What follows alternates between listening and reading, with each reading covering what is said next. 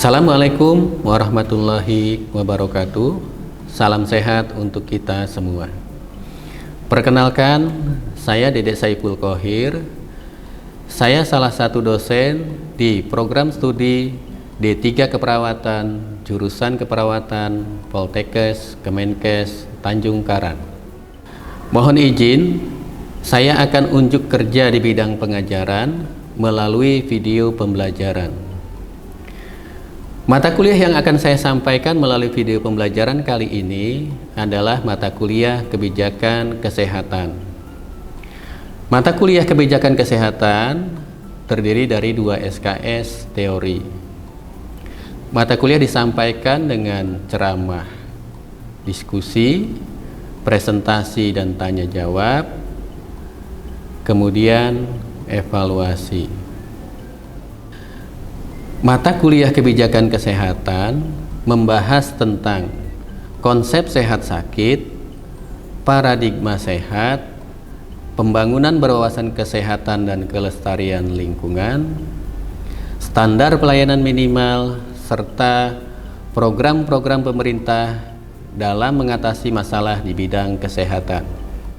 Capaian pembelajaran mata kuliah yang diharapkan yaitu mahasiswa mampu menjelaskan konsep sehat sakit, paradigma sehat, pembangunan berwawasan kesehatan dan kelestarian lingkungan, serta program-program pemerintah dalam mengatasi masalah di bidang kesehatan seperti kejadian luar biasa, kematian ibu, bayi, dan anak, kemudian program Indonesia Sehat dengan pendekatan keluarga.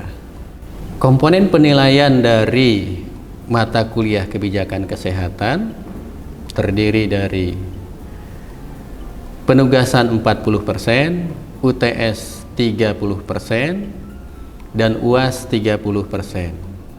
Baik, tadi merupakan gambaran umum mata kuliah Kebijakan Kesehatan. Dan berikut adalah video pembelajaran dari salah satu bahan kajian mata kuliah Kebijakan Kesehatan. Baik, Assalamualaikum warahmatullahi wabarakatuh. Waalaikumsalam warahmatullahi wabarakatuh. Gimana kabarnya hari ini? Sehat semua? Alhamdulillah sehat. Berdoa menurut agama dan kepercayaannya masing-masing. Mulai.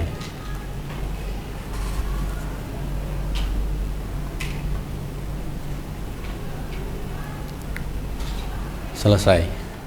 Baik, untuk hari ini si Pen, apakah hadir semua? Hadir semua, Pak. Hadir semua ya. Sela Kurnia, Hadir, Pak. Nabila Septiani. Hadir, Pak. Ya, baik, berarti hari ini hadir semua ya. Sebelum kita masuk ke materi hari ini, pembangunan berwawasan kesehatan dan kelestarian lingkungan, kita refleksi dulu ya ke mata kuliah yang di minggu kemarin. Masih ingat materinya tentang apa? Masih. Konsep sehat. Ya, konsep sehat sakit dan paradigma sehat.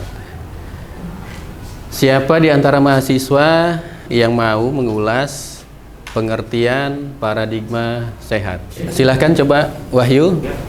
Baik Pak, perkenalkan nama saya Walisada Prayoga, ujung NIM 36. Saya akan mengulas tentang paradigma sehat.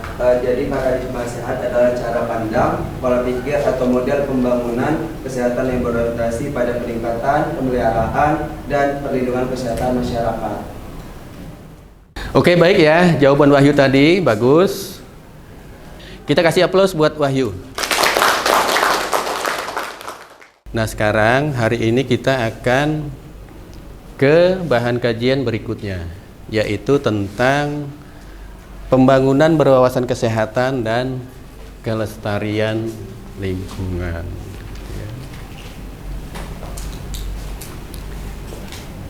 Jadi ada beberapa tujuan dari pembangunan berwawasan kesehatan dan kelestarian lingkungan. Kita lihat ya.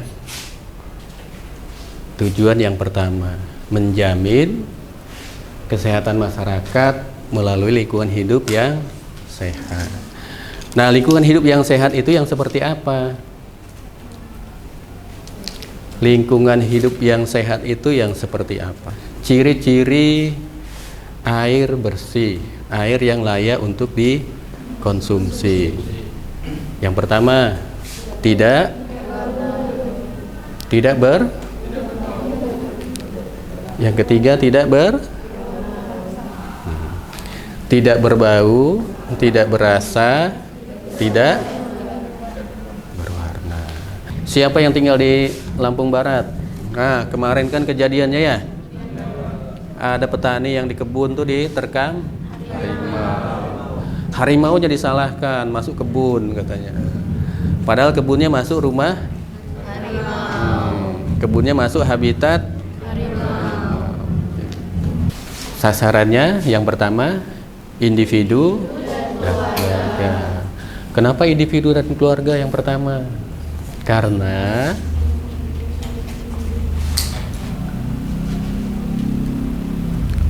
modal dasar awalnya itu dari individu dan keluarga.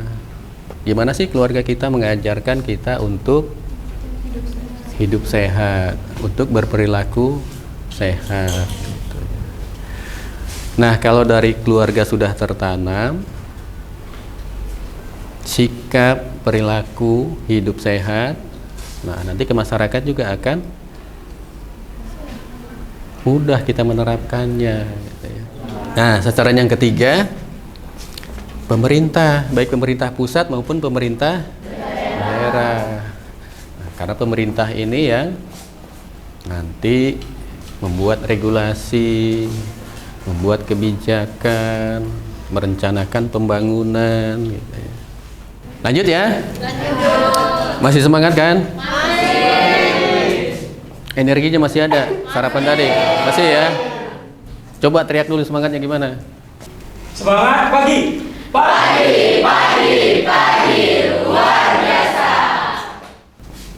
Siapa yang pernah ke atau lewat lah ke sekitar peternakan ayam, entah itu ayam pedaging atau ayam petelur?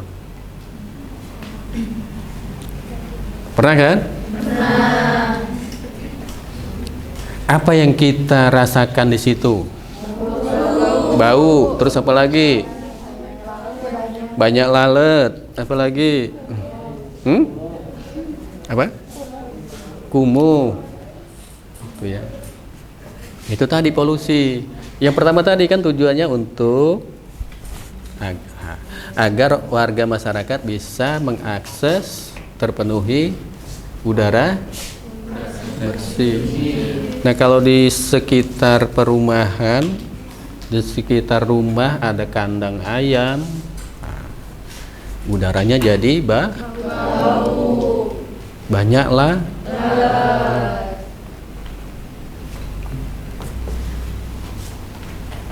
Kemudian pabrik,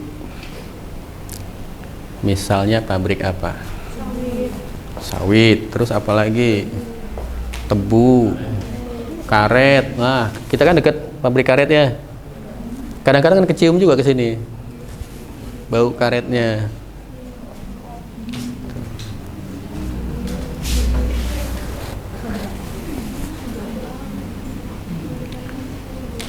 Pabrik, mall. Nah, kalau mall ditaruhnya di sekitaran kampus atau tempat karaoke ditaruhnya di sekitar kampus,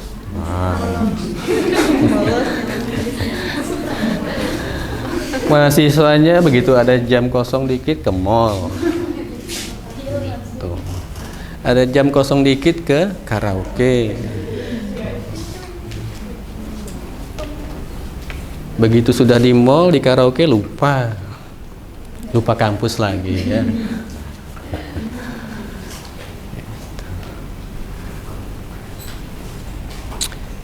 Nah, jadi nanti sama ya, setiap pelaku usaha apapun begitu akan mendirikan usaha harus mengurus perizinan, AMDAL segala macam gitu ya. AMDAL, analisis mengenai dampak lingkungan. Termasuk di situ nanti izin ke warga sekitar. Nah, kalau persyaratannya nggak terpenuhi, ya izinnya nggak keluar, tidak akan diizinkan. Nah, berikutnya strategi. Yang pertama,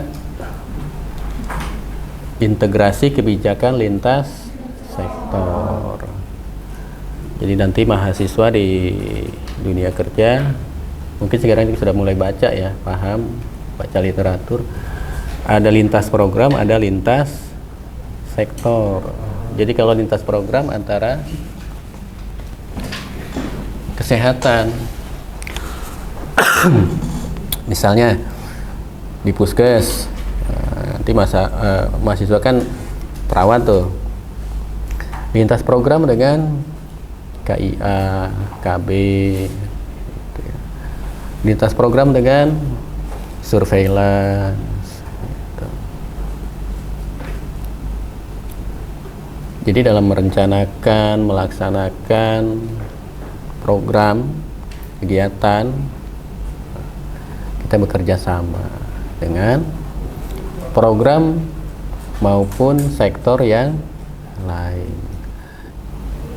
Nah, kalau realnya nanti buat mahasiswa perawat, untuk asuhan keperawatan pasien TBC aja, atau stunting aja, atau gizi buruk aja, kan nggak bisa diselesaikan oleh perawat sendiri. Gizi buruk kita harus koordinasi lintas program dengan gizi, stunting dengan bidan, dengan dokter, gitu ya. TBC selain perawat, selain ahli gizi, juga yang di sanitasi lingkungan, karena TBC kan terkait sanitasi lingkungan yang buruk juga kan. Gimana caranya agar ventilasi udara di rumah penderita itu jadi lebih baik, jadi lancar gitu. Nah, kira-kira seperti itu. Nah, kemudian yang berikutnya, lembaga pemerintah dan swasta agar menyusun dan melaksanakan kebijakan berbasis kesehatan lingkungan. Yang ketiga, wilayah rentan seperti kawasan padat, pesisir, atau terdampak perubahan iklim. Fasiankes agar menerapkan prinsip ramah lingkungan dan efisiensi sumber daya. Tadi sudah dijelaskan. Oke. Lanjut ya. Nah, ini hambatannya.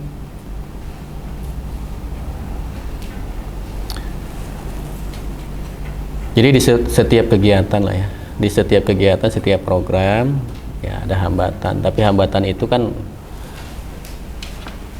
bukan jadi alasan kita nggak melakukan kegiatan kan, melaksanakan program. Tuh, hambatan yang pertama, keterbatasan koordinasi lintas sektor. Banyak kebijakan yang belum terintegrasi dengan isu kesehatan dan lingkungan. Ya, memang kalau secara teori mudah gitu ya. Mudah kita ngomong kita harus koordinasi lintas program, kita harus koordinasi lintas sektor. Tapi kadang-kadang pelaksanaan di lapangan ya nggak semudah itu ya.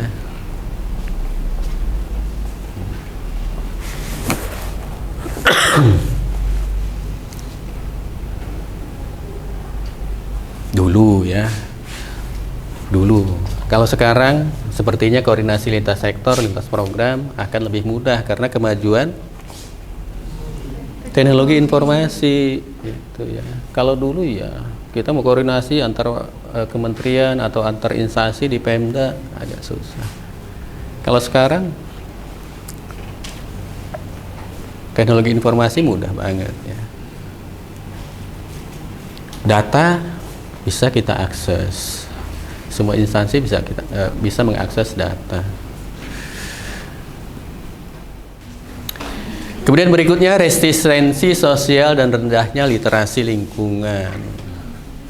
Nah, resistensi tadi yang kaitannya ke atas, masyarakat lokal, masyarakat komunal, masyarakat adat. Kadang-kadang ada adat istiadat tertentu yang kontra dengan pembangunan yang berwawasan kesehatan atau menolak KB ya. Nah, KB itu bukan berarti nggak boleh punya anak, nggak boleh punya keturunan, tapi bagaimana mengatur jarak kelahiran gitu ya.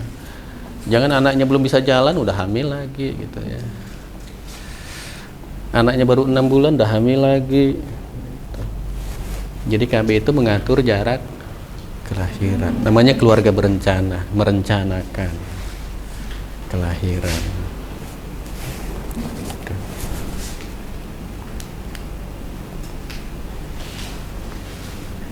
Nah, ini slide terakhir. Kesimpulan.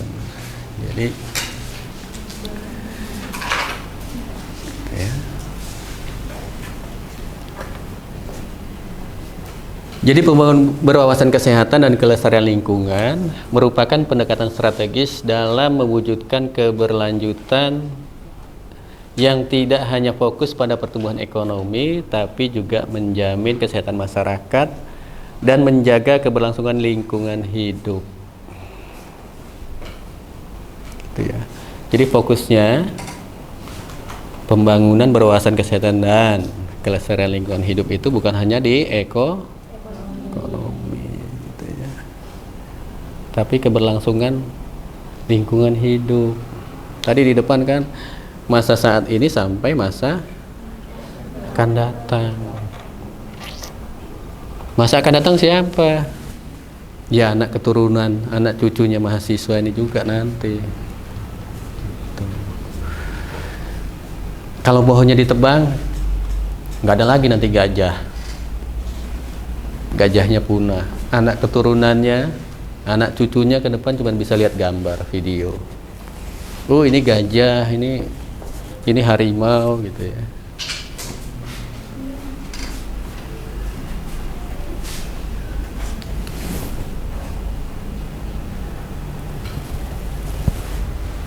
Nah ini, jadi keberhasilan pembangunan itu juga bergantung pada tadi kerjasama, kolaborasi, partisipasi, keterlibatan aktif masyarakat,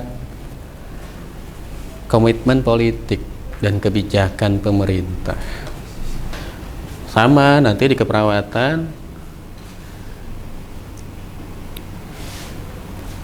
pemanfaatan teknologi dan kajian ilmiah. Nah, kita memberikan asuhan keperawatan juga harus berdasarkan evidence base gitu ya. Pakailah literatur terbaru, kajian-kajian terbaru, pendapat pakar yang terbaru. Nah, kita dapatnya dari mana? Memanfaatkan teknologi.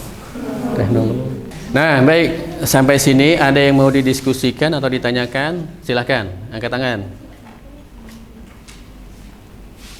Ya, Linda atau siapa? Sela. Baik Bapak, izin memperkenalkan diri. Nama saya Sela Pemila dengan bimbingan 04. Izin bertanya. Pertanyaannya, bagaimana peran mahasiswa dalam pembangunan berwawasan kesehatan dan kelestarian lingkungan? Ya, bagus ya pertanyaannya Sela. Mahasiswa harus berperan aktif dalam proses pembangunan. Ya walaupun masih mahasiswa. Nah, caranya seperti apa? Tadi sudah dijelaskan. Kita tadi lagi di lingkungan kampus. Mulai dari diri kita sendiri. Hemat sumber daya. Listrik, air. Kampus pakai tumbler. Kalau bisa bawa bekal. Wah, masak. Nah, itu yang di lingkungan kampus buat diri sendiri. Buat orang lain. Ya kita mengingatkan teman kita, adik tingkat kita, kakak kelas kita, atau masyarakat yang ada di lingkungan kampus untuk ikut juga berperan gitu ya. Mulai dari yang simpel-simpel aja, hemat energi tadi, hemat sumber daya. Di keluarga sama, di keluarga kita terapkan itu. Nyalakan lampu mulai jam berapa, matikan lampu gitu ya. Di masyarakat sama juga, kita kasih contoh gimana kita bersikap, berperilaku, hidup bersih ya. Nah, kira-kira seperti itu. Ada lagi yang lain? Ya, Atika silakan. Jadi perkenalkan, nama saya Atika Nur Saida dengan ujung NIM 10. Pertanyaan saya, bagaimana mahasiswa dapat terlibat aktif dalam pengawasan dan edukasi dalam masyarakat? Ya, baik, tadi pertanyaannya Atika, oke juga ya. Bagaimana peran aktif mahasiswa dalam pengawasan dan edukasi di masyarakat, gitu ya. Jadi status mahasiswa kan bukan hanya di kampus ya. Keluar juga statusnya masih mahasiswa. Entah itu dalam kegiatan resmi dari kampus ataupun kegiatan lainnya. Nah, kalau kegiatan resmi dari kampus misalnya nanti mahasiswa ada praktik perawatan keluarga, gerontik. Nah, nanti kan di komunitas, di masyarakat kegiatannya. Nah, gimana caranya kita berperan aktif dalam pengawasan dan edukasi? Nah, kalau dari kampus sudah jelas, memang mahasiswa nanti di sana ada kegiatan. Salah satunya tadi edukasi, pendidikan kesehatan ke masyarakat. Penkesnya apa? Ya tergantung dengan masalah yang ada di masyarakat. Di masyarakat kan luas. Perawatan keluarga dari bayi sampai usia dewasa, gerontik buat di lansia. Nah, yang mau diedukasi dikasih penkes apa? Ya tergantung dengan masalah yang kita dapat dari kita pengkajian di komunitas gitu. Nah, kalau di masyarakat, di luar kegiatan kampus ya, mahasiswa kan pasti juga di sana bermasyarakat, bersosialisasi, bergaul. Misalnya ikut kegiatan apa di lingkungan rumahnya, entah itu Risma, Karang Taruna, atau kegiatan-kegiatan yang sekarang nih apa nih, atau yang di olahraga itu tadi, kita tetap ikut berperan aktif, apalagi kita statusnya mahasiswa kesehatan, mahasiswa keperawatan di lingkungan. Balik lagi contohnya tadi, kalau di tempat poskonya misalnya ya, gimana caranya kita menghemat sumber daya, listrik segala macam. Nah, kalau di lingkungan begitu kegiatannya outdoor di lapangan, nah gimana caranya kita mengelola lingkungan agar lingkungan tempat kita beraktivitas, lingkungan masyarakat di tempat kita beraktivitas tetap menjadi lingkungan yang sehat, buang sampah gitu ya, memilah sampah, edukasi tadi gimana caranya mendaur ulang gitu ya. Atau ada masyarakat yang masih menggunakan jamban yang tadi sepanjang-panjang sungai itu kan, kita edukasi gimana caranya agar kita menggunakan jamban yang layak sesuai dengan syarat kesehatan, ada septic tanknya, kira-kira seperti itu. Gimana Atika? Ya. Ya. Jadi siapa yang bisa mengulas kembali Tujuan yang pertama, menjamin kesehatan masyarakat melalui lingkungan hidup yang bersih, aman, dan layak huni. Nah, lingkungan yang bersih, aman, dan layak huni itu yang seperti apa?